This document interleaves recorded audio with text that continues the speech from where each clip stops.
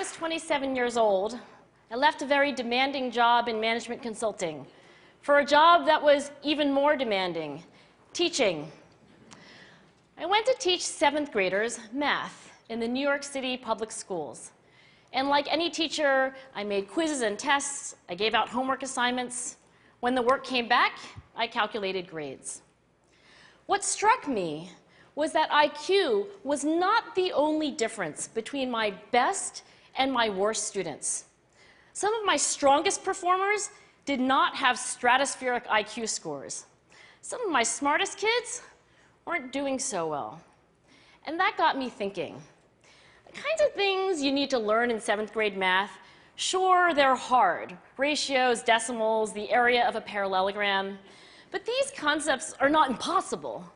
And I was firmly convinced that every one of my students could learn the material if they worked hard and long enough. After several more years of teaching, I came to the conclusion that what we need in education is a much better understanding of students and learning from a motivational perspective, from a psychological perspective. In education, the one thing we know how to measure best is IQ.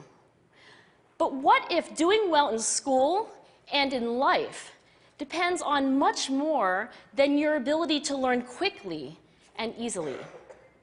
So I left the classroom and I went to graduate school to become a psychologist. I started studying kids and adults in all kinds of super challenging settings. And in every study, my question was, who is successful here and why? My research team and I went to West Point Military Academy. We tried to predict which cadets would stay in military training and which would drop out. We went to the National Spelling Bee and tried to predict which children would advance farthest in competition. We studied rookie teachers working in really tough neighborhoods, asking which teachers are still going to be here in teaching by the end of the school year. And of those, who will be the most effective at improving learning outcomes for their students? We partnered with private companies, asking which of these salespeople is going to keep their jobs and who's going to earn the most money. In all those very different contexts, one characteristic emerged as a significant predictor of success. And it wasn't social intelligence, it wasn't good looks, physical health, and it wasn't IQ. It was grit. Grit is passion and perseverance for very long-term goals. Grit is having stamina. Grit is sticking with your future, day in, day out, not just for the week, not just for the month, but for years, and working really hard to make that future a reality.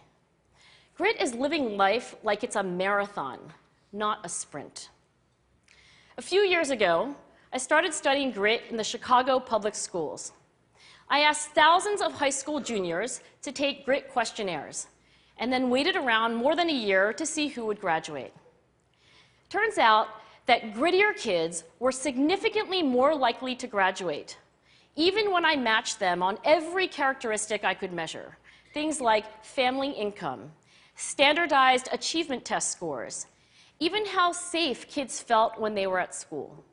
So it's not just at West Point or the National Spelling Bee that grit matters, it's also in school, especially for kids at risk for dropping out.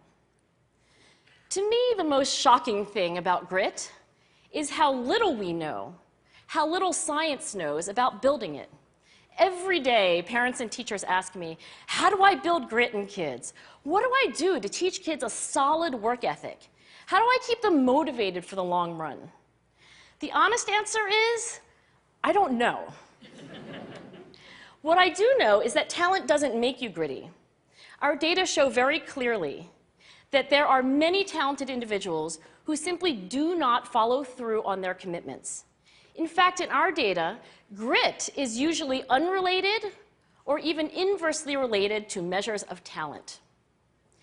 So far, the best idea I've heard about building grit in kids is something called growth mindset. This is an idea developed at Stanford University by Carol Dweck, and it is the belief that the ability to learn is not fixed, that it can change with your effort. Dr. Dweck has shown that when kids read and learn about the brain and how it changes and grows in response to challenge, they're much more likely to persevere when they fail because they don't believe that failure is a permanent condition. So growth mindset is a great idea for building grit, but we need more. And that's where I'm going to end my remarks, because that's where we are. That's the work that stands before us. We need to take our best ideas, our strongest intuitions, and we need to test them. We need to measure whether we've been successful, and we have to be willing to fail, to be wrong, to start over again with lessons learned. In other words, we need to be gritty about getting our kids grittier. Thank you.